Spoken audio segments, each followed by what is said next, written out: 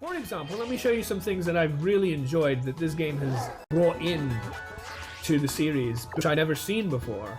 The Pokedex, for instance. Not only is the Pokedex gorgeous, and the idea of having these cool books, like a library, when you look into the thing, you have like a whole line of books that they can all talk about it, because it's like, you know, a documentary on each of the Pokemon, like actual documentation of it.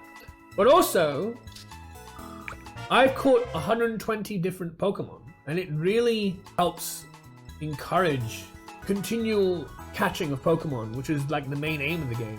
When you have every 10 from Pokemon caught, gives you a reward.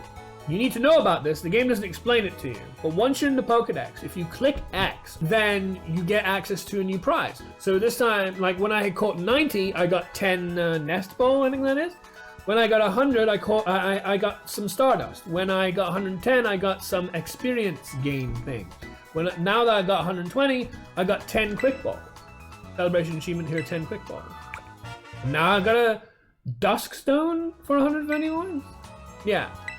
And so on. And it really rewards you for playing the game, which is really cool. Notice how there's like over 300 Pokemon in this game. That's a lot more than most other games. So you have a lot more choice. You can easily make a team completely out of new Gen 9 Pokemon. You don't have to necessarily play old ones, although there's a lot of cute old ones to use as well. I tend to enjoy my first playthrough being exclusively the new Gen Pokemon. You can definitely do that in this game with a lot of freedom. And then you can also tell when something's not going to evolve, like this Flamigo. Flamigo is a really strong early Pokemon to get, but unfortunately, since we can look up 347, who's that Pokemon? It's... You know who it is, right? It's Dratini. So now that I know that 347 is clearly Dratini, because that's definitely Dratini and nothing else, anyone who's a Pokemon fan can see that, we know that Flamigo doesn't evolve.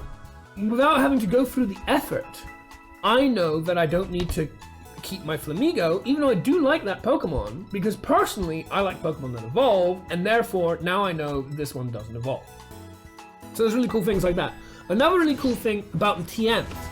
I was talking earlier about how TMs are either like single use or multi-use in the past. Nowadays, it's single use, but there's a twist.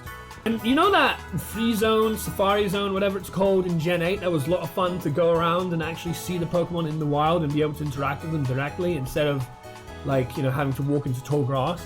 This game is basically the entirety of that. The fun part that they realized as developers, people really enjoy playing in that kind of environment. Let's make the whole game that environment.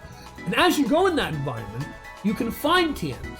And when you find a TM, this guy allows you to make technical machines. This is the technical machine. What service are you in need of today, Strange? I want a TM made, or I want to exchange materials for LP, which can be used. But if you go into the TMs one, any TM that you've picked up, anyone on the ground from looking around and exploring, whether it's beating a gym leader and getting getting the special one that they give you, which I believe the first one gave me Trailblaze, which is a grass type move, and yeah, Trailblaze. Now they have access to Trailblaze. Any sort of TM that you can get, you can then make your own copies of, which therefore fulfills both criteria.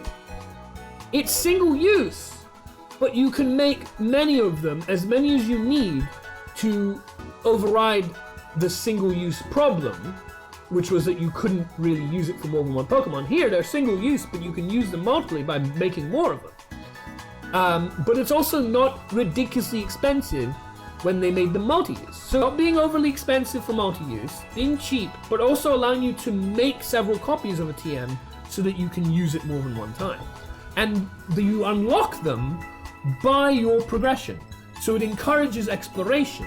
The more you explore, the more you find, the more you do in the game, the more TMs that you gain yourself access to, you then can come back here and make them again as many times as you wish. It's so easy to get money in Pokemon. I want to try something. And especially when it says have one Premier Ball in the house. Is this really the best Pokemon game I've ever played? Ah! Yes, it is. Yes, it is. Yes, it is. Is this really the best Pokemon game?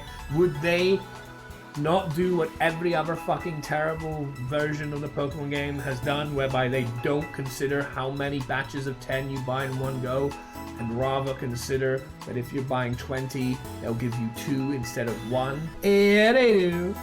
They don't do that in previous games. You know, this premier bonus and 1. But they always gave you 1 no matter how many you bought. So you'd always have to do it in batches of 10, and I got used to buying batches of 10. Ah, but not anymore.